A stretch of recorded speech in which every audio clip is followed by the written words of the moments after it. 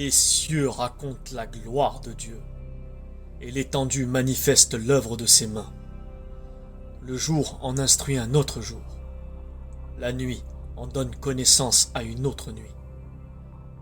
Ce n'est pas un langage, ce ne sont pas des paroles dont le son ne soit point entendu. Leur retentissement parcourt la terre, leurs accents vont aux extrémités du monde, où il a dressé une tente pour le soleil. Et le soleil, semblable à un époux qui sort de sa chambre, s'élance dans la carrière avec la joie d'un héros.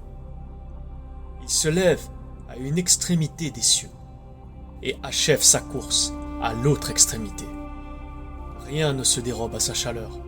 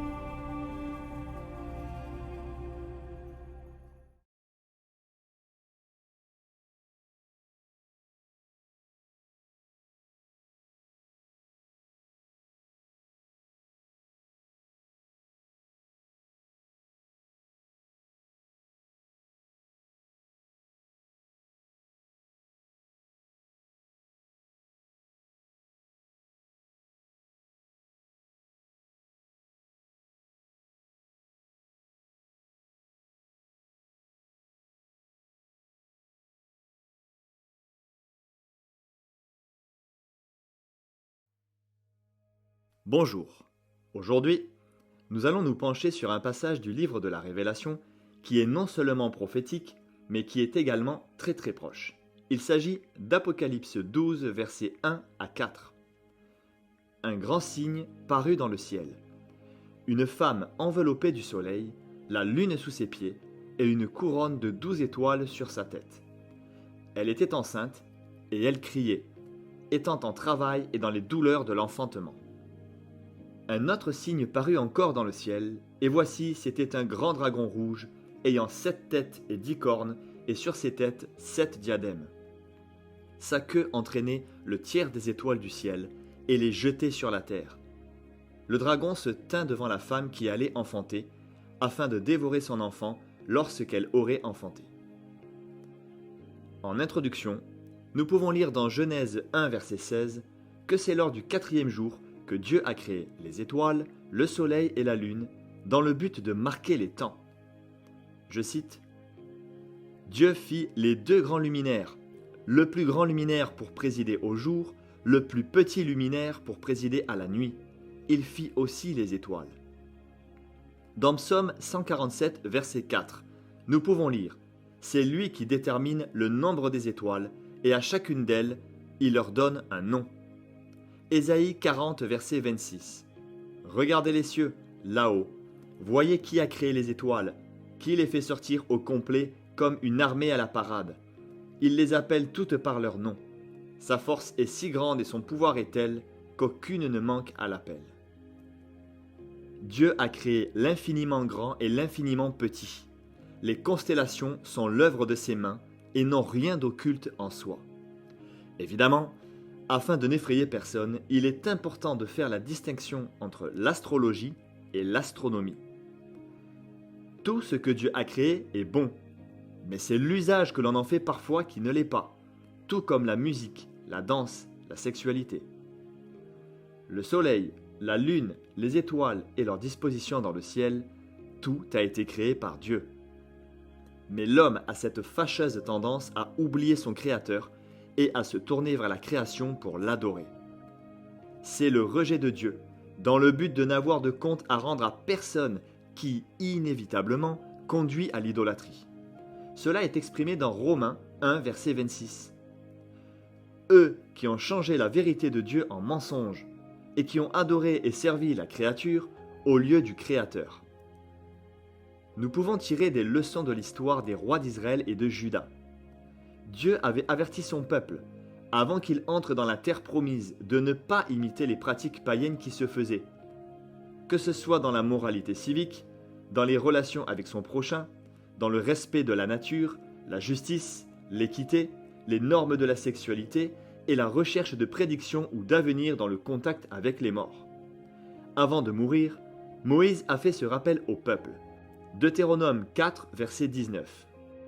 Veille sur ton âme, de peur que, levant les yeux vers le ciel et voyant le soleil, la lune et les étoiles, toute l'armée des cieux, tu ne sois entraîné à te prosterner en leur présence et à leur rendre un culte. Ce sont des choses que l'Éternel ton Dieu a données en partage à tous les peuples, sous le ciel tout entier. Parmi les rois de Juda, il y en a un qui mit le peuple dans l'apostasie, entraînant tout le peuple loin des lois de Dieu. Il s'agit du roi Manassé. Il nous est dit à son sujet dans 2 Rois 17, verset 16. Le roi Manassé et tout le peuple abandonnèrent tous les commandements de l'Éternel leur Dieu. Ils se firent 2 veaux en fonte, ils fabriquèrent des idoles d'Astarté, ils se prosternèrent devant toute l'armée des cieux, et ils servirent Baal. Le dictionnaire biblique Westphal nous donne des précisions à ce sujet. Je cite : les progrès de l'astrologie et de la magie en Assyrie et Babylonie modifièrent de leur côté la nature première du culte d'Astarté, qui de terrestre devint supraterrestre.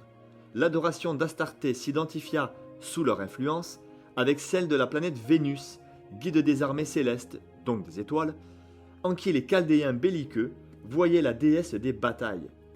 Astarté fut alors pourvue des titres de reine de victoire, juge des exploits de la guerre, et représentée debout sur un lion ou un taureau, coiffée de la tiare étoilée, armée de l'arc et du carquois. Cet aspect céleste d'Astarté alla s'accentuant.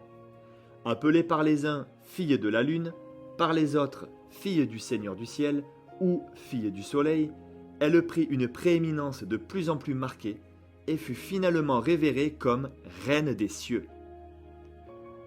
Durant la période de la ruine de Jérusalem et de l'exil, les Hébreux, en particulier les femmes, lui vouèrent une dévotion vigoureusement condamnée par Jérémie.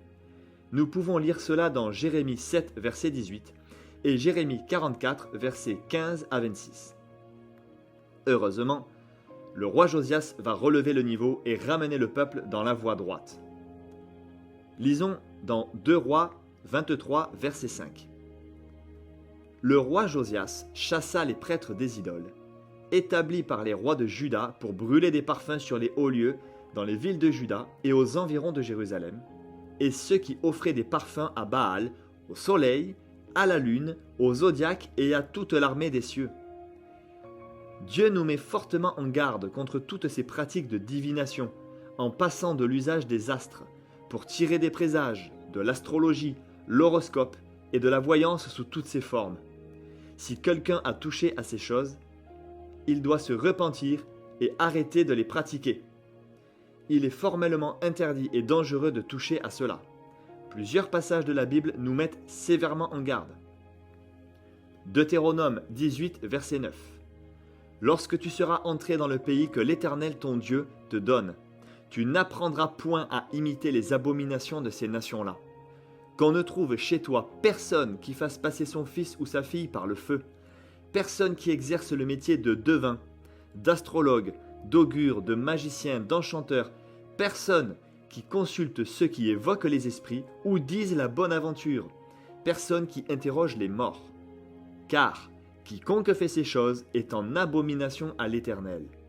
Et c'est à cause de ces abominations que l'Éternel ton Dieu va chasser ces nations devant toi. Deutéronome 4, verset 19. Veille sur ton âme, de peur que, levant tes yeux vers le ciel, et voyant le soleil, la lune et les étoiles, toute l'armée des cieux, tu ne sois entraîné à te prosterner en leur présence et à leur rendre un culte. Ce sont des choses que l'Éternel ton Dieu a données en partage à tous les peuples, sous le ciel tout entier. Ésaïe 47, versets 13 et 14. Tu t'es fatigué à force de consulter. Qu'il se lève donc et qu'il te sauve ceux qui connaissent le ciel, qui observent les astres, qui annoncent d'après les nouvelles lunes ce qui doit arriver. Voici, ils sont comme de la paille, le feu les consume, ils ne sauveront pas leur vie des flammes. Ce ne sera pas du charbon dont on se chauffe, ni un feu auprès duquel on s'assied. À présent, voici ce que dit Job des astres que Dieu a créés dans Job 9, versets 7 à 10 dans la version Osterwald. Il parle au soleil, et le soleil ne se lève pas. Et il met un sceau sur les étoiles. Seul, il étend les cieux, et il marche sur les hauteurs de la mer. Il a créé la grande ourse, l'Orion, et la Pléiade, et les régions cachées du Midi. Il fait de grandes choses qu'on ne peut sonder, de merveilleuses choses qu'on ne peut compter. Ce verset nomme des astres connus des astronomes. D'ailleurs, tout le monde connaît la grande ourse, la petite ourse, ces étoiles qui sont alignées pour former comme une grande et une petite casserole. Cette constellation est aussi appelée chariot. Dieu ferait-il donc de l'astronomie? Et tandis que Job dialogue avec Dieu, voici ce que le Créateur lui répond au milieu de la tempête dans Job 38, versets 31 à 33. Noues-tu les liens des Pléiades? Ou détaches-tu les cordages de l'Orion? Fais-tu paraître en leur temps les signes du zodiaque? Et conduis-tu la grande ourse avec ses petits? Connais-tu les lois du ciel? Règles-tu son pouvoir sur la terre? Cela sous-entend donc que c'est Dieu qui fait paraître les signes du zodiaque dans le ciel en un temps fixé, et que c'est lui-même qui fixe ces temps-là. Il ne s'agit évidemment pas de s'attribuer un signe zodiacal en fonction de notre mois de naissance pour connaître notre avenir, puisque nous savons que cela est de la divination. Dans Psaume 148, versets 3 à 6, nous pouvons voir que Dieu a créé les astres, et que ces astres le louent et sont soumis à des lois inviolables. Je cite: « Louez-le, soleil et lune. Louez-le, vous toutes étoiles lumineuses. Louez-le, cieux des cieux. Et vous, ô, qui êtes au-dessus des cieux. Qu'il loue le nom de l'Éternel, car il a commandé et ils ont été créés. Il les a affermis pour toujours et à perpétuité. Il a donné des lois, et il ne les violera pas. » Dans Ésaïe 40, verset 26 et Ésaïe 45, versets 11 et 12, nous voyons que ces astres fonctionnent dans un ordre établi par Dieu et qu'aucun d'eux ne manque. C'est Dieu qui les organise, c'est Dieu qui les place dans le ciel et Dieu peut les utiliser. Je cite: « Levez vos yeux en haut et regardez. Qui a créé ces choses? Qui fait marcher en ordre leur armée? Il les appelle toutes par leur nom. Par son grand pouvoir et par sa force puissante, il n'en est pas une qui fasse défaut. » Ainsi parle l'Éternel, le Saint d'Israël et son Créateur. Veut-on me questionner sur l'avenir? Me donner des ordres sur mes enfants et sur l'œuvre de mes mains? C'est moi qui ai fait la terre, et qui sur elle ai créé l'homme. C'est moi, ce sont mes mains qui ont déployé les cieux, et c'est moi qui ai disposé toute leur armée. Dans Matthieu 2, verset 2 et verset 9-10, nous voyons que Dieu a effectivement utilisé une étoile pour guider les hommes jusqu'à l'endroit où était né Jésus. Je cite: « Après avoir entendu le roi, ils partirent. Et voici l'étoile qu'ils avaient vue en Orient marcher devant eux, jusqu'à ce qu'étant arrivée au-dessus du lieu où était le petit enfant, elle s'arrêta. Quand ils aperçurent l'étoile, ils furent saisis d'une très grande joie. Où est le roi des Juifs qui vient de naître? Car nous avons vu son étoile en Orient, et nous sommes venus pour l'adorer. » Dans Luc 21, verset 11, Jésus explique ce qu'il se passera à la fin des temps et dit: « Il y aura de grands tremblements de terre et, en divers lieux, des pestes et des famines. Il y aura des phénomènes terribles et de grands signes dans le ciel. » Dans le psaume 19, versets 1 à 5 de la version Colombe, nous pouvons lire: « Les cieux racontent la gloire de Dieu, et l'étendue céleste annonce l'œuvre de ses mains. Le jour en donne instruction au jour, la nuit en donne connaissance à la nuit. Ce n'est pas un langage, ce ne sont pas des paroles, leur voix n'est pas entendue. Leur trace apparaît sur toute la terre, leurs accents vont aux extrémités du monde, où il a placé une tente pour le soleil. » Nous avons donc la confirmation biblique que Dieu utilise l'étendue céleste pour annoncer ce qu'il compte faire. Les astres n'ont pas de langage pour parler, mais leurs traces, c'est-à-dire leur déplacement et leur position, parlent à l'humanité. Passons enfin au passage qui nous intéresse dans Apocalypse 12, versets 1 à 4, et imaginons un instant un tableau représentatif de cette scène. Un grand signe parut dans le ciel. Une femme enveloppée du soleil, la lune sous ses pieds, et une couronne de 12 étoiles sur sa tête. Elle était enceinte, et elle criait, étant en travail et dans les douleurs de l'enfantement. Un autre signe parut encore dans le ciel, et voici c'était un grand dragon rouge, ayant 7 têtes et 10 cornes, et sur ses têtes 7 diadèmes. Sa queue entraînait le tiers des étoiles du ciel et les jetait sur la terre. Le dragon se tint devant la femme qui allait enfanter, afin de dévorer son enfant lorsqu'elle aurait enfanté. Il faut savoir que le 23 décembre 2017, il y a eu dans le ciel une constellation très particulière. Cette constellation ressemblait en tout point de vue au tableau représentatif de cette scène. Elle pouvait se voir avec n'importe quelle application d'astronomie, et pas d'astrologie je précise. Nous pouvions y voir la constellation de la Vierge avec la lune à ses pieds, le soleil au-dessus de sa tête. Puis, au-dessus du soleil et au niveau de sa tête, on y voyait la constellation du lion, qui représente le lion de Juda, donc le Seigneur Jésus. La constellation du lion est représentée par 9 étoiles. Mais pour être plus précis, il faut savoir que 3 autres planètes composent cette constellation. Cela fait donc un total de 12 astres qui correspondent à la couronne que porte la femme dans Apocalypse 12. À cela, on pourrait nous dire que cela est un peu tiré par les cheveux, et que des astres restent des astres et que des planètes restent des planètes. Cependant, sachez que c'est de nos jours que nous distinguons les étoiles des planètes, et que dans le verset d'Apocalypse 12, c'est le mot aster en grec qui est mentionné, et qui a été traduit par étoile au lieu d'astre. Cette couronne d'étoiles ou d'astres représente la royauté. Il s'agit de la royauté de Jésus, le lion de Juda. Parmi les astres qui composent la constellation du lion, Régulus est l'astre le plus brillant. Régulus a pour autre nom Alpha Léonis et le petit roi au cœur du lion. Cette étoile a été nommée ainsi en raison de son grand éclat et de sa position dans la poitrine du lion au niveau du cœur. Cette femme, que les astronomes appellent la Vierge, représente Israël, et exclusivement Israël. Cette femme est préfigurée dans un des songes de Joseph, dans Genèse 37, verset 9. Je cite. « J'ai eu encore un songe, et voici, le soleil, la lune et 11 étoiles se prosternaient devant moi. Il le raconta à son père et à ses frères.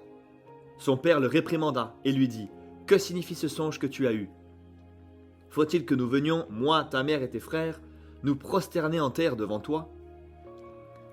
Dans le contexte de la vie de Joseph, le soleil et la lune représentent les parents de Joseph et les 11 étoiles ses frères. Mais de manière prophétique, il s'agit de toute la parenté juive, toute la famille juive, y compris la lignée de Joseph lui-même, qui est représentée par la 12e étoile dans Apocalypse 12. Donc cette femme représente le peuple juif. En cette année 2023, la fête des trompettes qui se nomme Rosh Hashanah se déroulera du 15 au 17 septembre. Grâce à une application d'astronomie telle que Stellarium par exemple, en entrant juste une date, nous pouvons voir l'état du ciel à cette date précise et l'application donne un résultat sans faille. 2 jours après la fête de Rosh Hashanah, le 19 septembre précisément, il y aura dans le ciel exactement la même constellation qu'en 2017. Sauf qu'il y a un astre supplémentaire qui viendra se positionner. Ce grand signe ne se reproduira plus jamais dans le ciel. En effet, cette année, il y aura un astre mineur, nommé Child, donc enfant, qui se placera exactement au niveau des entrailles de la femme.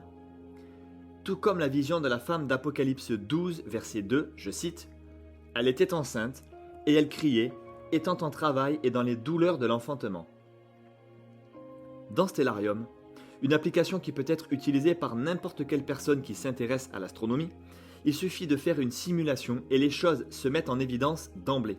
Sur la photo, Child est dans le viseur blanc.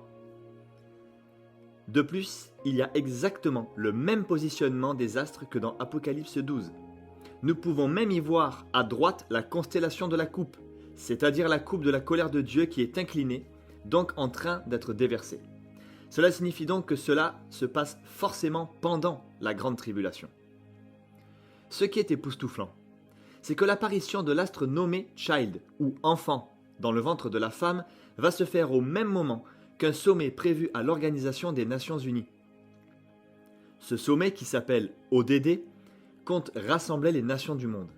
Ils ont calé cela les 18 et 19 septembre 2023, et c'est exactement ces mêmes jours que le positionnement de l'enfant dans les entrailles de la femme est prévu. Tout cela en période de Rosh Hashanah, la fête des trompettes. Chose surprenante, il y aura également ce 19 septembre une météorite qui s'appelle United Nations, qui viendra se placer juste à côté de Child. C'est comme une indication temporelle de Dieu qui cherche à nous interpeller. Voici ci-dessous le programme prévu par l'ONU. L'année 2023 se trouve dans la 4e colonne. Avant de développer ce que représente la femme et son enfant, il convient de rappeler qu'au moment où Jean reçoit cette vision, il a été ravi en esprit. Dieu lui permet de voir les choses futures, les événements de la fin des temps. Il voit dans le ciel les 4 êtres vivants et les 24 vieillards dès le chapitre 4, tandis que la scène d'Apocalypse chapitre 12 avec la femme et l'enfant se passe sur terre sous ses yeux. Les 4 êtres vivants représentent les prémices de l'ancienne alliance et les 24 vieillards représentent les prémices de la nouvelle alliance. Il est important de suivre méticuleusement la chronologie et les informations données par Jésus dès le début du livre de la Révélation, sans quoi il est impossible de comprendre l'identité des différents groupes de personnes, de savoir qui est au ciel et qui est sur terre, qui est déjà ressuscité et qui ne l'est pas encore. Cela mènera inéluctablement à des erreurs d'interprétation, une confusion et finira par nous écarter de la vérité. Pour plus d'explications sur le sujet, vous pouvez cliquer sur le lien affiché dans la case de description ci-dessous. Ce lien vous conduira à une autre vidéo qui elle-même vous proposera un lien vers un document PDF mis à jour régulièrement. Donc, le signe d'Apocalypse 12 concerne des événements qui se produiront pendant la grande tribulation. Mais comme toute prophétie, le signe est donné avant son accomplissement. Ce signe dans le ciel dont parle la parole, cette constellation donc, apparaîtra en septembre 2023, comme une annonce d'événements qui vont arriver très prochainement. C'est un avertissement de l'imminence de la grande tribulation et donc de la fin de la période de l'Église, marquée par une résurrection des morts, suivie de l'enlèvement des vivants. Cette constellation est complète et telle que le décrit Apocalypse 12. C'est comme une photographie prise à l'avance de la situation dans laquelle sera Israël pendant la mi-tribulation, c'est-à-dire à la fin des 3 premières années et demie. En effet, il est précisé que la femme, donc Israël, s'enfuit dans le désert, dans un lieu préparé, afin d'y être nourrie pendant 1260 jours, soit 3 ans et demi, confirmation que nous sommes à la moitié des 7 ans de la grande tribulation. Nous précisons qu'à ce stade, les vierges sages auront déjà été enlevées, puisqu'elles sont enlevées avant la tribulation. La constellation de la Vierge est située dans l'hémisphère nord et elle est visible pendant les mois d'été. Elle est facile à repérer car elle contient une étoile très brillante appelée Spica. Spica se traduit par épi. Cette étoile se situe dans une de ses mains et représente une gerbe de blé. D'autres disent que Spica a plutôt un rapport avec un épi d'orge. Retenez bien ceci. La femme dont parle Apocalypse 12 mettra au monde un enfant. Celui-ci devra obligatoirement être une personne juive, puisque cette femme représente Israël. Au sujet de cet enfant, il est dit que le dragon, Satan, cherchera à le dévorer dès qu'il sera né. Mais dès que l'enfant sera enfanté, il sera enlevé auprès de Dieu. Ensuite, il est dit que cet enfant devra paître toutes les nations avec une verge de fer. L'enfant sera enlevé en étant encore enfant. Il n'a donc pas le temps de grandir. Cela montre un enlèvement extrêmement rapide, juste après que l'enfant soit venu au monde. On voit donc qu'il ne mourra pas. Cela ne peut pas être le Seigneur Jésus. car Jésus n'a pas été enlevé de son vivant, encore moins pour échapper à Satan. Au contraire, Jésus est allé jusqu'à mourir sur la croix. Ce n'est qu'après sa résurrection que Jésus est remonté auprès du Père. De plus, l'accomplissement de ce signe se produira lors de la grande tribulation. Lorsqu'il est écrit dans Apocalypse 12, verset 5, que l'enfant est enlevé, le mot grec pour enlever ici est harpazo. Cela signifie saisir, enlever de force, arracher. C'est le même mot que dans 1 Thessaloniciens 4, verset 15, lorsqu'il est parlé de l'enlèvement à la rencontre du Seigneur.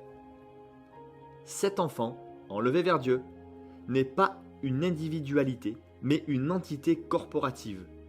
Ce sont les 144 000 de chaque tribu de la dernière génération d'Israël. Ils seront enfantés spirituellement pendant la grande tribulation. Ces Juifs passeront par la première moitié de la grande tribulation. Ils prêcheront l'évangile du royaume durant celle-ci. Ils seront donc persécutés et rejetés par l'Antéchrist et son gouvernement, mais Dieu les préservera de sa colère en les marquant de son sceau. Nous pouvons le lire dans Apocalypse versets 2 à 4. Ce sont ceux qui reconnaîtront Jésus et rejetteront l'Antéchrist parmi les Juifs de la dernière génération de la grande tribulation. Dieu ne permettra pas que sa colère les atteigne, parce qu'ils sont aussi des prémices, selon Apocalypse 14, verset 4, d'où la présence de Spica, l'étoile qui représente une gerbe de blé ou d'orge dans la main de la femme. Rappelez-vous, que ce soit une gerbe de blé ou une gerbe d'orge tenue dans la main, cela nous rappelle forcément le protocole des prémices en gerbe qui était retiré et agité par le souverain sacrificateur afin qu'il soit agréé de Dieu dans Lévitique 23, versets 10 à 14. Le principe des prémices est fondamental, car il détermine et explique toutes les résurrections, comme celle de Matthieu 27, versets 50 à 53 par exemple, qui s'est produite il y a 2000 ans environ. Pour plus d'explications sur ce sujet, vous pouvez cliquer sur le lien affiché dans la case de description ci-dessous. Ce lien vous conduira à une autre vidéo qui elle-même vous proposera un lien vers un document PDF mis à jour régulièrement. À présent, occupons-nous de l'autre signe dont nous parle Apocalypse 12. Un autre signe parut encore dans le ciel, et voici c'était un grand dragon rouge ayant 7 têtes et 10 cornes, et sur ses têtes 7 diadèmes. Il faut savoir qu'il y a 3 serpents-dragons dans la constellation. Ces 3 constellations se placent tout autour de la constellation de la femme, comme une bête tournerait autour de sa proie pour chercher à la dévorer. La flèche bleue qui va de haut en bas et qui rejoint les 3 constellations représente le cheminement et les 3 principales manifestations de Satan dans le temps. C'est la chronologie de son histoire, sachant que l'histoire du monde est inscrite dans les cieux, comme une description du déroulé des principales actions ou projets de Satan vis-à-vis du monde et surtout vis-à-vis des enfants de Dieu. Au fur et à mesure que nous exploiterons chacune de ces 3 constellations, imaginez que chaque constellation passée et laissée en arrière est comme une mue laissée derrière elle. Nous assistons à chaque étape à la croissance de ce serpent qui est Satan. En 1, le dragon, c'est Satan lui-même, dès l'origine du monde, avec sa première action, celle de pousser l'humanité à sa chute. En effet, dans la mythologie grecque, cette constellation est le dragon Ladon, qui gardait les pommes d'or du jardin des Hespérides. On remarque d'emblée ici la singerie avec la Bible, le jardin d'Éden et l'arbre de la connaissance du bien et du mal. En 2, il s'agit de la constellation du Serpentaire et du Serpent, donc 2 constellations associées. Selon Wikipédia, le Serpentaire représente un homme portant un serpent à bout de bras. Le Serpentaire divise donc, coupe la constellation du Serpent en 2 parties, la tête et la queue. Dans la mythologie grecque, le Serpentaire avait le pouvoir de contrôler l'animal, et il avait également le pouvoir de guérir et même de ressusciter les morts. Dans la constellation, nous voyons qu'il retient le serpent qui veut dévorer les 144 000 sur le point de naître. C'est le 2e projet de Satan, celui de vouloir dévorer les prémices de Dieu. Une fois le serpent brisé, la mythologie grecque nous raconte qu'il est ranimé à l'aide d'un autre serpent qui a le pouvoir de le guérir. Ceci nous renvoie à Apocalypse 13, verset 3, qui qui nous révèle que l'Antichrist, après avoir reçu un coup mortel, reviendra à la vie. Je cite : « Et je vis l'une de ses têtes comme blessée à mort, mais sa blessure mortelle fut guérie, et toute la terre était dans l'admiration derrière la bête. » En 3, il s'agit de la constellation de l'Hydre. Le serpent a comme mué, et il est devenu une bête redoutable. Il s'agit de la constellation la plus étendue qui existe dans le ciel. Ici, nous voyons le troisième projet de Satan, celui de s'attaquer à la femme, le reste d'Israël qui n'aura pas été enlevé. Ce qui est renversant, c'est que cet imposant serpent n'a qu'une tête dans la constellation. Les hommes ont pourtant décidé de l'appeler Hydre, alors que dans la mythologie grecque antique, l'Hydre était précisément décrit comme un serpent monstrueux à 7 têtes qui repoussait à mesure qu'on les coupait, si on ne les abattait pas toutes d'un coup. Effectivement, nous savons que Satan a plusieurs appellations. Serpent, dragon, serpent ancien. Sa description ressemble en tout point à celle donnée par le verset. C'était un grand dragon rouge ayant 7 têtes et 10 cornes, et sur ses têtes, 7 diadèmes. De plus, c'était un animal qui vivait en milieu aquatique, et dans Apocalypse 12, versets 13 à 15, nous pouvons lire comment ce serpent attaque la femme, une fois que les 144 000 sont enlevés. Je cite : « Quand le dragon vit qu'il avait été précipité sur la terre, il poursuivit la femme qui avait enfanté l'enfant mâle. » Notons donc ici que l'enfant a été enlevé à ce moment-là. Je continue. « Et les 2 ailes du grand aigle furent données à la femme, afin qu'elle s'envolât au désert vers son lieu, où elle est nourrie un temps, des temps et la moitié d'un temps, loin de la face du serpent. Et de sa bouche, le serpent lança de l'eau, comme un fleuve derrière la femme, afin de l'entraîner par le fleuve. » C'est comme si, à leur insu, les hommes avaient été collaborateurs du signe que Dieu voulait marquer dans le ciel en donnant de tels noms aux constellations. Parce qu'ils font partie de l'épouse, tout comme les 4 êtres vivants, qui sont les saints de l'Ancienne Alliance, et les 24 anciens, qui sont les saints de la Nouvelle Alliance, les 144 000 ne sont donc pas destinés à la colère, selon 1 Thessaloniciens 5, verset 9, car ils font aussi partie des prémices. Et c'est aussi à eux que la promesse de paître toutes les nations avec une verge de fer a été faite, au chapitre 12. Nous voyons la même chose pour les prémices de la Nouvelle Alliance dans Apocalypse 2, verset 27.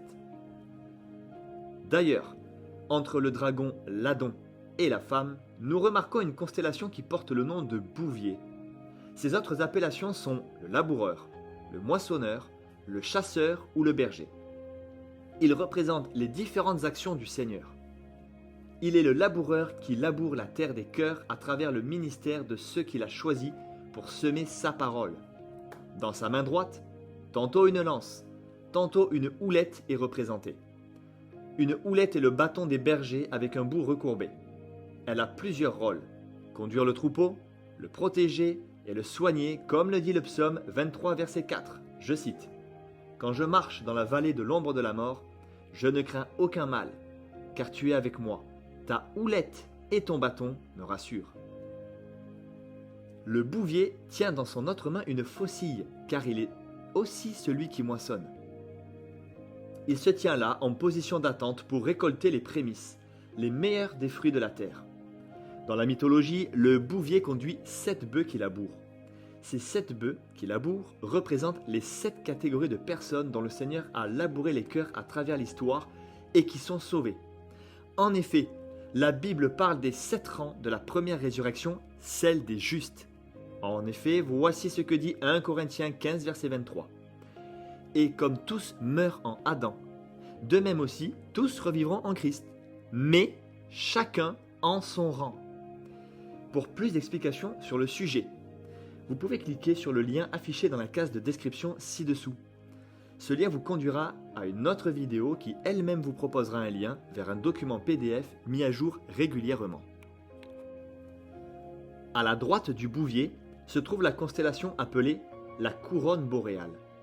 Elle représente les élus qu'il a moissonnés à travers tous les âges pour former son épouse, car Proverbe 12,4 nous dit qu'une femme vertueuse est la couronne de son mari. En effet, L'étoile principale de cette constellation se nomme Alpha Coronae Borealis.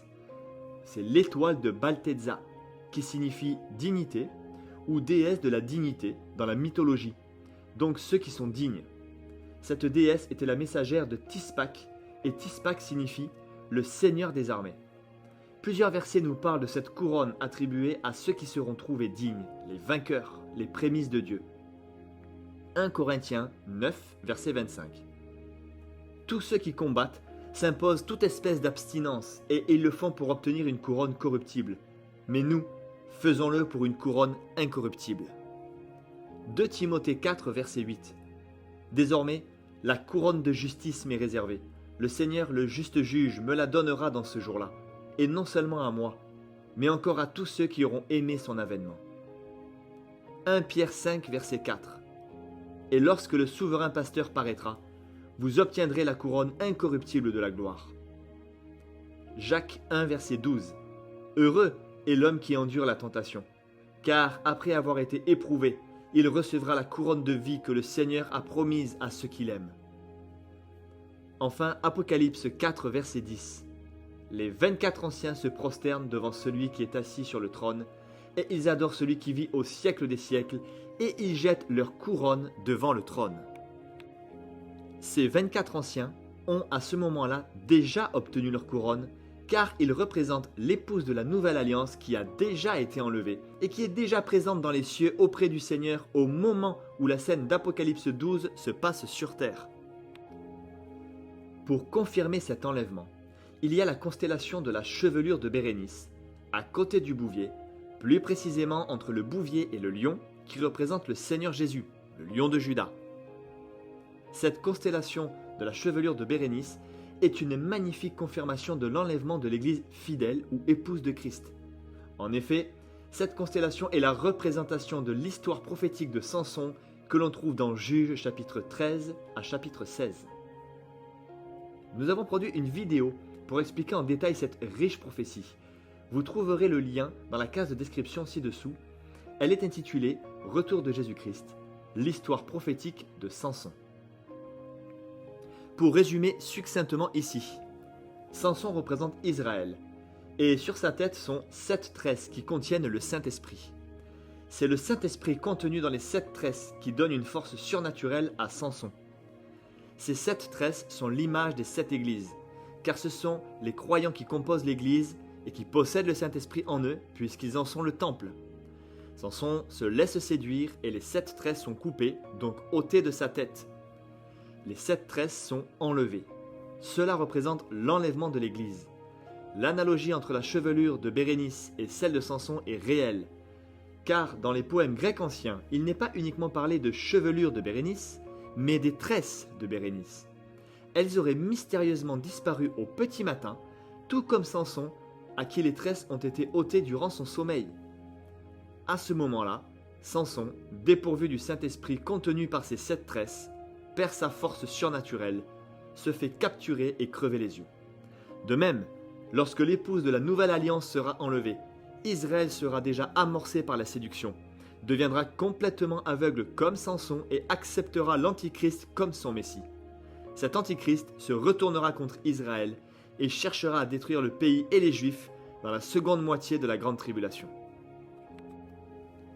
Maintenant, nous remarquons que la chevelure de Bérénice est au pied du bouvier. Ceci est un indicateur temporel de la fin de la période de l'Église. De plus, lorsque nous voyons le bras levé du bouvier saisissant la faucille et la chevelure tomber en direction du lion qui représente Jésus, ce sont les prémices de la moisson de la nouvelle alliance qui rejoignent leur Seigneur. En effet, les saints qui seront dignes d'être enlevés iront à la rencontre du Seigneur dans les airs selon 1 Thessaloniciens 4, verset 17. Ainsi, juste après l'enlèvement de l'épouse de la nouvelle alliance, représentée par la chevelure de Bérénice, nous voyons dans le ciel la constellation de la Vierge, qui est la femme d'Apocalypse 12. De cette femme sortira cet enfant, qui représente les 144 000, qui seront enlevés quant à eux à la moitié de la grande tribulation. Juste après l'enlèvement de l'enfant, donc des 144 000, au bout des 3 premières années et demie de tribulation, l'Antichrist montrera son vrai visage et se révélera comme une bête impitoyable. Dans Apocalypse 15, verset 1, nous lisons « Je vis après cela dans le ciel un autre prodige grand et admirable, 7 anges qui avaient les 7 dernières plaies, car c'est par elles que la colère de Dieu doit finir. » Dans la version Osterwald. Dès cet instant, les 7 derniers fléaux, qui sont les plus terribles, seront versés par 7 coupes. Nous le lisons dans Apocalypse 17, verset 1. Puis un des 7 anges qui tenait les 7 coupes vint, et il m'adressa la parole en disant « Viens, je te montrerai le jugement de la grande prostituée qui est assise sur les grandes eaux. » Regardez à présent la constellation qui se trouve juste à côté de l'hydre. Elle a la forme d'une coupe, et elle a 2 appellations, coupe et cratère, autrement dit cratère. Nous comprenons d'emblée que la coupe inclinée avec ce degré-là représente les 7 dernières coupes de la colère de Dieu. Nous savons tous que le cratère est la bouche d'un volcan, et qui ne comprendrait pas la colère exprimée par un volcan qui entre en éruption avec la fumée qui sort, des projections de roches, des projections de lave rouge et brûlante. Beaucoup de Juifs comprendront alors qu'ils se seront fait berner, surtout au moment où l'Antichrist profanera le temple, qui aura entre-temps été reconstruit, selon 2 Thessaloniciens 2, verset 4. Nous précisons d'ailleurs que la construction du 3e temple est en projet et que les plans sont déjà faits. Apocalypse 12 nous dit qu'à ce moment-là, la femme, c'est-à-dire le reste d'Israël, sera gardée au désert et nourrie pendant 1260 jours, confirmation que nous arrivons à la moitié de la grande tribulation. En effet, dans la constellation prévue pour septembre 2023, juste à côté de la coupe, légèrement en dessous, nous voyons la constellation du Corbeau. Ce corbeau nous rappelle l'histoire d'Élie, dans 1 Roi 17, qui a annoncé la sécheresse et donc par conséquent la famine, mais qui a été guidé et protégé par Dieu en écoutant ses directives. Il a pu être nourri par les corbeaux que Dieu lui envoyait chaque matin et chaque soir. Je cite. Puis, la parole de l'Éternel fut adressée à Élie. Pars d'ici en direction de l'est et cache-toi près du torrent de Kérit, qui se trouve en face du Jourdain. Tu boiras de l'eau du torrent, et c'est au corbeau que j'ai ordonné de te nourrir là. Élie partit et se conforma à la parole de l'Éternel. Il alla s'installer près du torrent de Kérit, qui se trouve en face du Jourdain. Les corbeaux lui apportaient du pain et de la viande matin et soir, et il buvait de l'eau du torrent. De même, dans Apocalypse 12, verset 6, nous pouvons lire juste après l'enlèvement de l'enfant, je cite, « Et la femme s'enfuit dans le désert, où elle avait un lieu préparé par Dieu, afin qu'elle y fût nourrie pendant 1260 jours, soit les 3 dernières années et demie de la tribulation. » Élie a reçu de l'eau vive parce qu'il avait la foi en Dieu.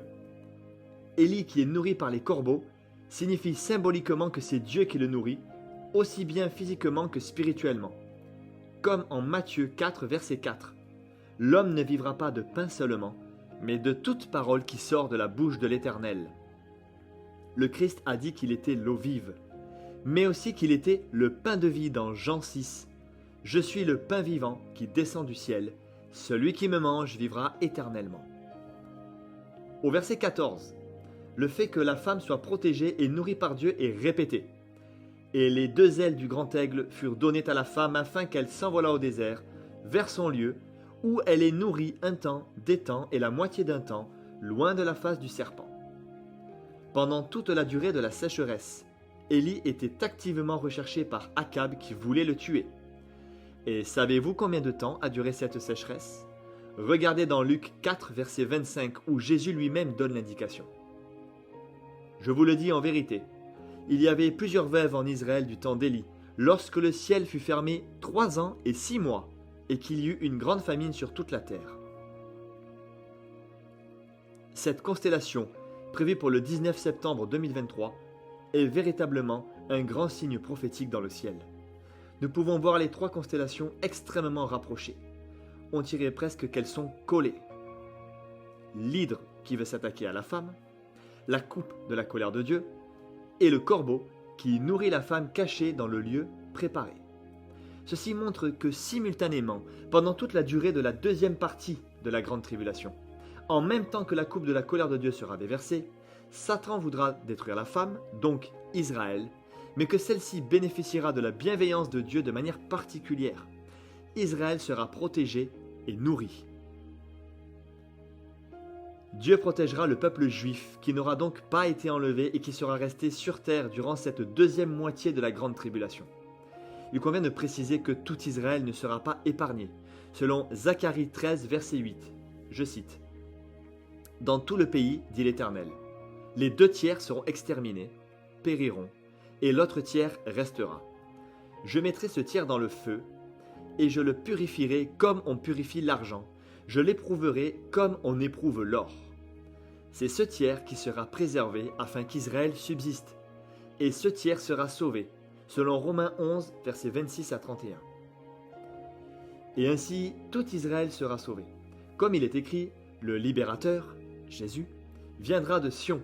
Dans le psaume 74, Sion est décrit comme le lieu de résidence de Dieu. Je continue. Et il éloignera de Jacob, c'est-à-dire Israël, toute impiété. Et ce sera mon alliance avec eux, lorsque j'effacerai leurs péchés. Il est vrai qu'ils sont ennemis par rapport à l'Évangile à cause de vous. Mais, à l'égard de l'élection, ils sont aimés à cause de leur Père, car les dons et la vocation de Dieu sont irrévocables. Et comme vous avez été autrefois rebelles à Dieu, et que maintenant vous avez obtenu miséricorde par leur rébellion, de même ils ont été maintenant rebelles, afin que par la miséricorde qui vous a été faite, ils obtiennent aussi miséricorde. Nous voyons ici l'amour et la compassion du Seigneur qui ne se repent pas de ses dons et de son appel. Le peuple juif reste le peuple élu de Dieu. Ce peuple obtiendra miséricorde. Nous savons que dans les 3,5 dernières années, les Juifs auront reconnu Jésus comme leur Messie selon Zacharie 12, verset 10. Alors je répandrai sur la maison de David et sur les habitants de Jérusalem un esprit de grâce et de supplication. Et ils tourneront les regards vers moi, celui qu'ils ont percé. Ils pleureront sur lui comme on pleure sur un fils unique. Ils pleureront amèrement sur lui comme on pleure sur un premier-né. Et c'est à la toute fin de la tribulation que les Juifs, acculés de toutes parts, invoqueront Jésus, et cette prophétie s'accomplira de Luc 13, verset 35. « Voici votre maison vous sera laissée déserte. Car je vous le dis, vous ne me verrez plus désormais jusqu'à ce que vous disiez « Béni soit celui qui vient au nom du Seigneur ». Nous comprenons à présent la suite des versets de Job 9, versets 7 à 13, dans la version Osterwald, qui est la plus fidèle au texte original. Je cite. « Il parle au soleil, et le soleil ne se lève pas, et il met un sceau sur les étoiles. Seul, il étend les cieux, et il marche sur les hauteurs de la mer. Il a créé la grande ourse, l'Orion et la Pléiade, et les régions cachées du Midi. Il fait de grandes choses qu'on ne peut sonder, de merveilleuses choses qu'on ne peut compter. Voici, il passe près de moi, et je ne le vois pas. Il passe encore, et je ne l'aperçois pas. S'il ravit, qui le lui fera rendre? Qui lui dira « Que fais-tu » Dieu ne revient pas sur sa colère. Sous lui sont abattus les plus puissants rebelles. Ici, il est mention non seulement de l'enlèvement, du ravissement des prémices que sont les 144 000, mais aussi de la colère de Dieu qui s'abat sur les rebelles pendant la tribulation.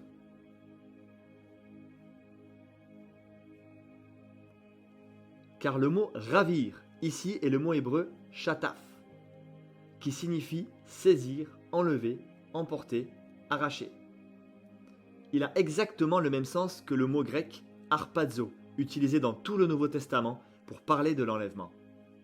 Sans doute que plusieurs s'étonnent de voir que les 144 000 mentionnés soient enlevés à la moitié de la tribulation, tout comme les vierges sages l'auront été avant eux, donc avant le commencement de la grande tribulation. Les 144 000 sont enlevés car ils font eux aussi partie de l'épouse de Christ. Pour plus d'explications, vous pouvez cliquer sur le lien affiché dans la case de description ci-dessous. Ce lien vous conduira à une autre vidéo qui elle-même vous proposera un lien vers un document PDF mis à jour régulièrement. Mais comme ici ce n'est pas le sujet, il faut juste connaître le principe des prémices pour chaque période. L'épouse de Christ est composée de tous les saints fidèles, quelle que soit la période dans laquelle ils ont vécu, que ce soit sous la loi, avant que Christ ne vienne. Et là nous pensons à David, Abraham, tous ces héros de la foi qui n'ont pas connu Christ. que ce soit pendant la grâce, donc les vierges sages qui seront enlevées de leur vivant, et que ce soit après la période de la grâce, donc pendant la grande tribulation, avec les 144 000 juifs qui, aveuglés par ce voile d'aveuglement mis par Dieu lui-même afin que les nations puissent avoir accès au salut, vont comprendre la supercherie du faux Messie pour se tourner vers Yeshua Jésus, le vrai Messie. Le Seigneur n'est pas polygame, il n'a pas plusieurs épouses, mais il est l'alpha et l'oméga, le commencement et la fin, et il est juste. Voilà pourquoi son épouse traverse le temps et se constitue à travers ces différentes périodes. Le principe des prémices consiste à prélever une toute petite partie, une gerbe agréée par Dieu. C'est le prélèvement du meilleur parmi un groupe, comme on prélèverait le nectar du miel. Voilà pourquoi la bien-aimée annonce dans Cantique des Cantiques 1 verset 4 « Le roi m'a introduite dans ses appartements » et qu'elle dit ensuite à son bien-aimé au chapitre 7 verset 14 « Les mandragores diffusent leur parfum, à nos portes se trouvent tous les meilleurs fruits, nouveaux et anciens. Mon bien-aimé, je les ai gardés pour toi. » L'épouse est celle qui s'est gardée et préservée, celle qui s'est mise de côté, donc à part, pour être la sélection du meilleur parmi le peuple de Dieu, à travers toutes les périodes, dans le but de s'offrir à lui. Sachez que nous avons eu la curiosité d'aller voir où se trouvera l'astre Child en 2030, et regardez ce qu'il en sera. Child se trouvera précisément sur Orion, au niveau de l'aisselle, dans le creux de son aisselle, comme en guise de protection. Child sera tout près de Bételgeuse, qui est l'étoile la plus brillante de la constellation d'Orion. Elle est appelée aussi l'aisselle du géant. Rien que la consonance de son nom Bételgeuse nous fait penser à Béthel, qui signifie maison de Dieu. Cela nous rappelle inévitablement ce que le Seigneur Jésus dit dans Matthieu 23, versets 37 à 39. « Jérusalem, Jérusalem, qui tue les prophètes et qui lapide ceux qui te sont envoyés. Combien de fois ai-je voulu rassembler tes enfants, comme une poule rassemble ses poussins sous ses ailes, et vous ne l'avez pas voulu. Voici, votre maison vous sera laissée déserte, car, je vous le dis, vous ne me verrez plus désormais jusqu'à ce que vous disiez « Béni soit celui qui vient au nom du Seigneur ». L'étoile Bételgeuse a fait beaucoup parler d'elle cette année dans le monde de l'astronomie. En effet, entre fin 2019 et début 2020, la luminosité de Bételgeuse avait mystérieusement diminué de près de 25%, et beaucoup ont cru en une explosion en supernova de manière imminente, mais cela ne s'est pas produit. Et voici que depuis avril 2023, on a constaté que sa luminosité a augmenté de manière inhabituelle de 55% de plus que sa luminosité classique. Elle est alors passée de la 10e à la 7e étoile la plus brillante.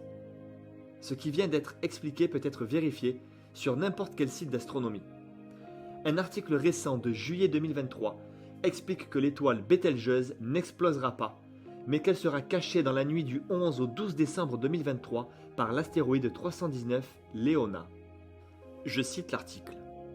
Le 12 décembre 2023, Bételgeuse sera occultée par l'astéroïde 319 Léona, le long d'une très fine bande qui passera au nord de la Méditerranée. Cette occultation sera exceptionnelle. Léona et Bételgeuse auront quasiment la même taille apparente. Le phénomène ressemblera plus à une éclipse, entre parenthèses annulaire, qu'à une occultation standard. Fin de l'article. Les scientifiques disent que l'occultation de cette étoile est probablement plus rare qu'une éclipse solaire. Les astronomes du monde entier se préparent à cette observation. Il n'y aura donc pas d'explosion de Bételgeuse, mais il y aura une disparition éphémère et l'astéroïde Léona vient du latin Léo, qui signifie lion, qui la cachera pour un laps de temps. Nous pensons forcément aux prémices, aux habitants de la maison de Dieu, qui seront cachés et mis en sécurité par le Seigneur, le lion de Juda. Sachez que la parole n'est pas remplie d'écrits hasardeux. Plusieurs fois, il est fait mention de constellations bien précises. Orion, les Pléiades et la Grande Ourse. Dieu veut nous parler. Penchons-nous alors sur ce que dit la Bible de la constellation d'Orion. Dans Job 9, verset 9 et Amos 5, verset 8, nous pouvons lire « Il a créé la Grande Ourse, l'Orion et les Pléiades, et les étoiles des régions australes. » Amos. Il a créé les Pléiades et l'Orion. Il change les ténèbres en aurore et l'obscurcit le jour pour en faire la nuit. Il appelle les eaux de la mer et les répand à la surface de la terre. L'Éternel est son nom. Sur un site qui définit cette constellation, nous pouvons lire « Orion fait partie des rares constellations immédiatement reconnaissables par leur forme. » Ces 7 étoiles les plus brillantes forment un nœud papillon ou un sablier, facilement identifiable. 4 étoiles très brillantes forment un rectangle caractéristique au milieu duquel se trouve un alignement de 3 autres étoiles, la ceinture d'Orion, qui constitue une signature remarquable. Ces 7 étoiles nous font penser aux 7 esprits de Dieu, dont fait mention Apocalypse 1 verset 4, 4 verset 5 et 5 verset 6. Je cite « Que la grâce et la paix vous soient données de la part de celui qui est, qui était et qui vient, de la part des 7 esprits qui se tiennent devant le trône. » Du trône sortent des éclairs, des voix et des tonnerres. Devant le trône brûlent 7 lampes ardentes, qui sont les 7 esprits de Dieu. Et je vis, au milieu du trône et des 4 êtres vivants et au milieu des vieillards, un agneau qui était là comme immolé. Il avait 7 cornes et 7 yeux, qui sont les 7 esprits de Dieu envoyés par toute la terre. Et enfin, Apocalypse 3 verset 1 qui est encore plus parlant. Voici ce que dit celui qui a les 7 esprits de Dieu et les 7 étoiles. Ici, il est parlé de 7 étoiles en relation directe avec les 7 esprits de Dieu. On emploie couramment le chiffre 7 en référence à la perfection et à la complétude. Il ne s'agit pas de 7 esprits différents, mais du Saint-Esprit dans sa perfection et sa complétude.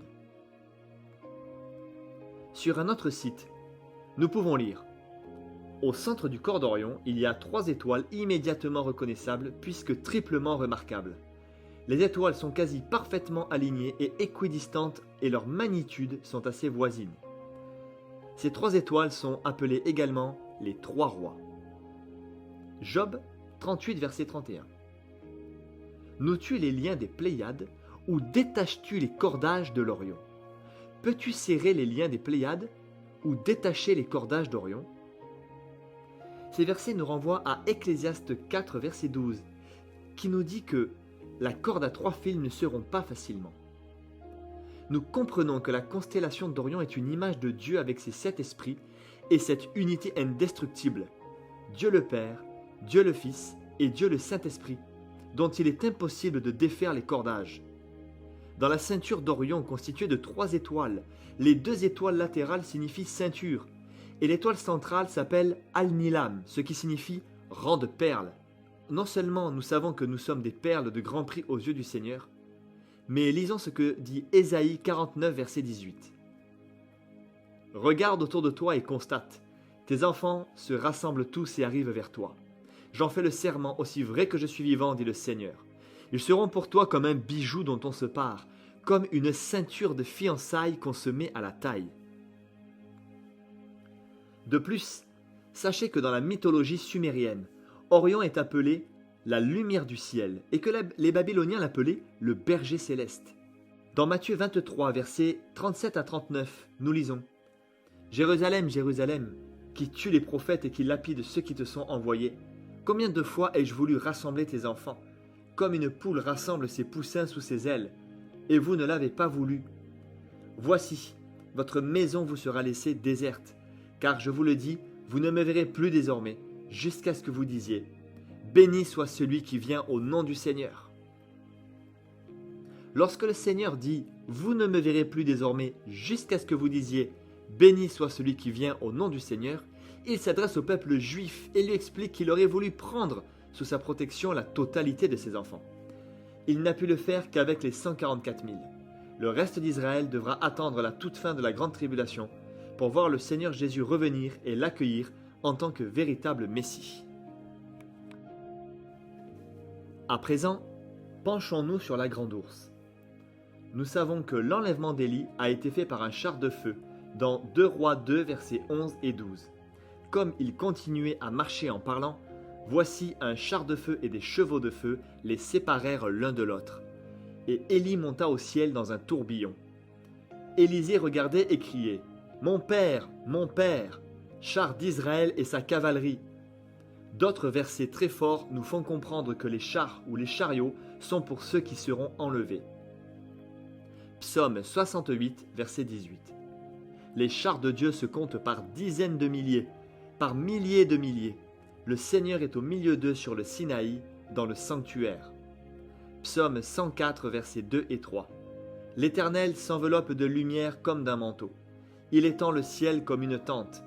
Il construit sa demeure au-dessus de l'eau. Il fait des nuages son char. Il s'avance sur les ailes du vent. Et enfin, Cantique des Cantiques 6, versets 11 et 12. Je suis descendu pour voir si la vigne pousse. J'ignore comment, mais mon désir m'a poussé vers les chars de mon noble peuple. Quel que soit le fléau, toutes les prémices du Seigneur seront épargnées. Cela est magnifiquement confirmé. Amos 2, verset 13. Je vous écraserai comme un chariot chargé de gerbes écrase le sol. Ici, c'est la colère de Dieu après l'enlèvement. Ésaïe 28, verset 28. On bat le blé, mais on ne le bat pas toujours. On y pousse la roue du chariot et les chevaux, mais on ne l'écrase pas. Dans Nombre 7, versets 1 à 8. Des chariots et des bœufs sont offerts pour le sanctuaire. Il n'y avait dans ces chars que des ustensiles consacrés. Lorsque Moïse eut fini de dresser le tabernacle, il versa de l'huile sur lui et le consacra avec tous ses ustensiles, ainsi que l'autel avec tous ses ustensiles. Il versa de l'huile sur eux et les consacra. Alors les princes d'Israël, les chefs de famille, présentèrent leur offrande. C'étaient les princes des tribus, ceux qui avaient présidé au dénombrement.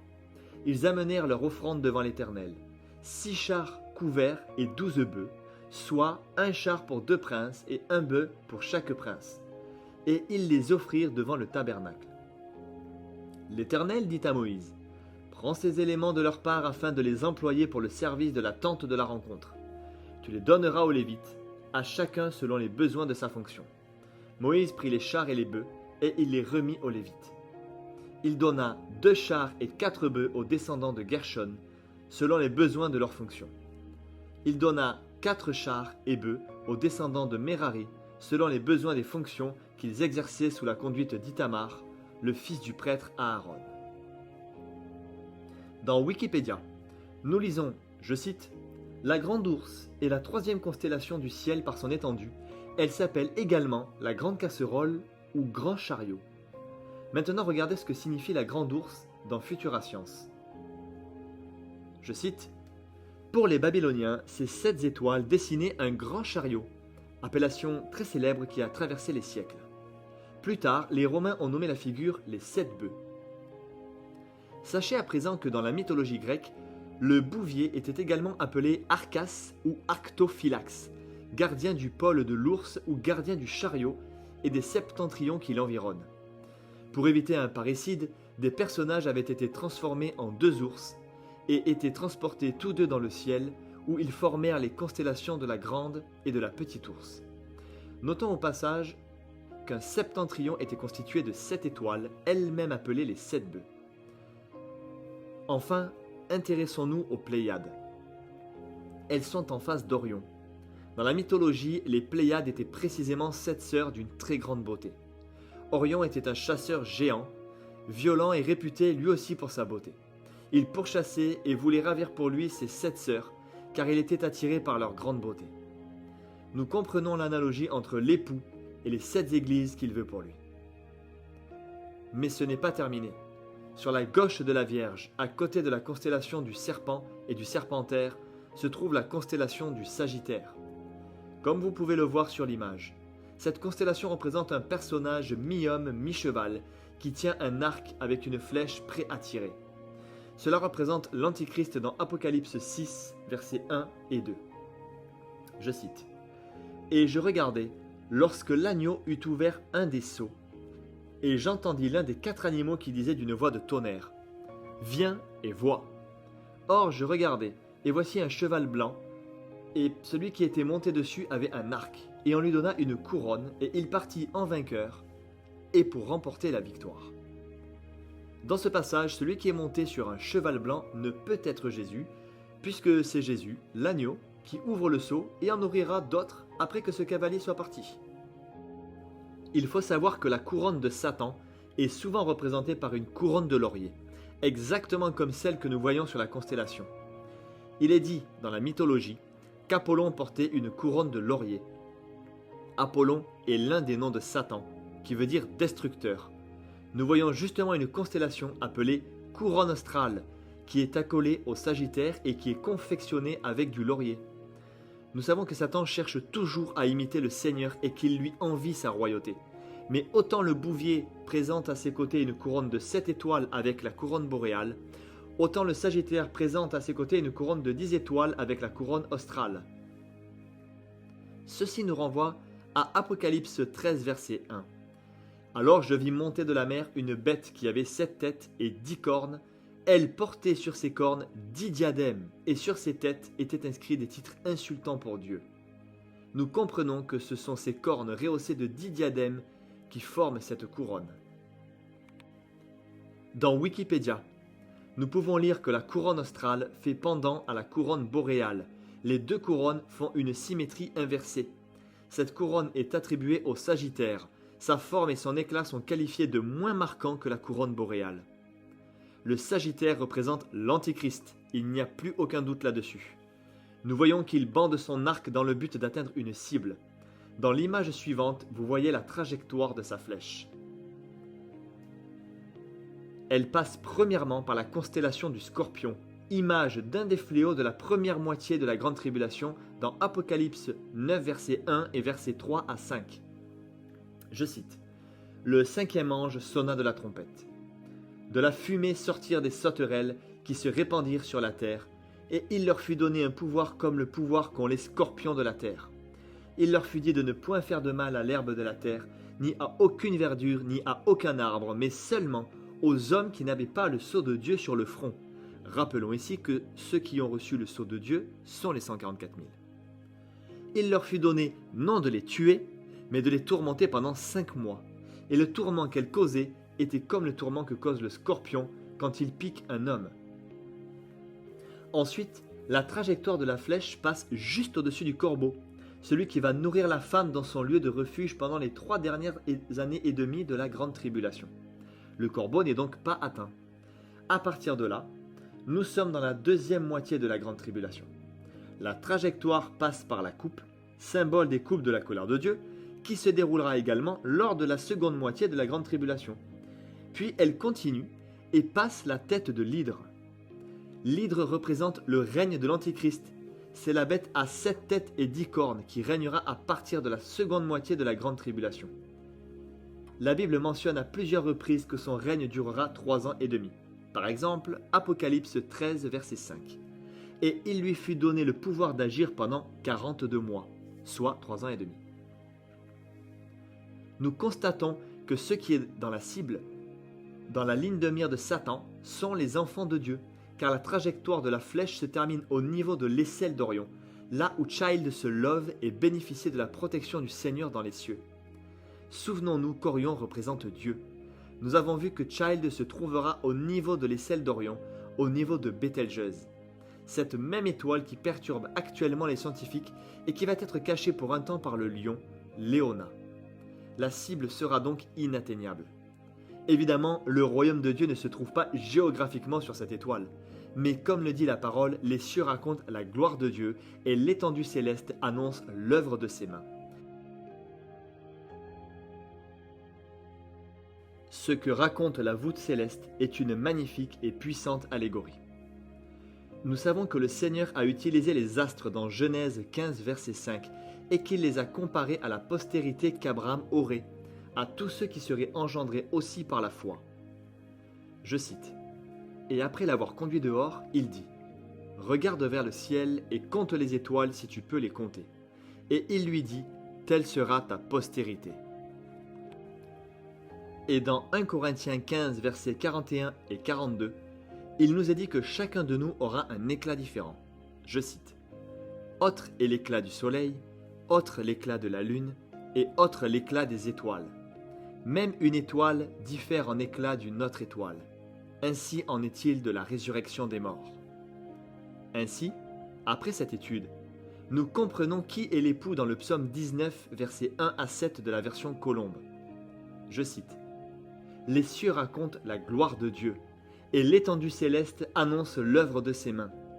Le jour en donne instruction au jour, la nuit en donne connaissance à la nuit. Ce n'est pas un langage, ce ne sont pas des paroles, leur voix n'est pas entendue. Leur trace apparaît sur toute la terre, leurs accents vont aux extrémités du monde, où il a placé une tente pour le soleil. Et celui-ci, semblable à un époux qui sort de sa chambre, se réjouit, comme un héros, de parcourir sa route. Il s'élance d'une extrémité du ciel et achève sa course à l'autre extrémité. Rien ne se dérobe à sa chaleur. La loi de l'Éternel est parfaite, elle restaure l'âme. Le témoignage de l'Éternel est véridique, il rend sage le simple. » Quel époux serait capable de sortir de sa chambre pour parcourir le ciel d'un bout à l'autre?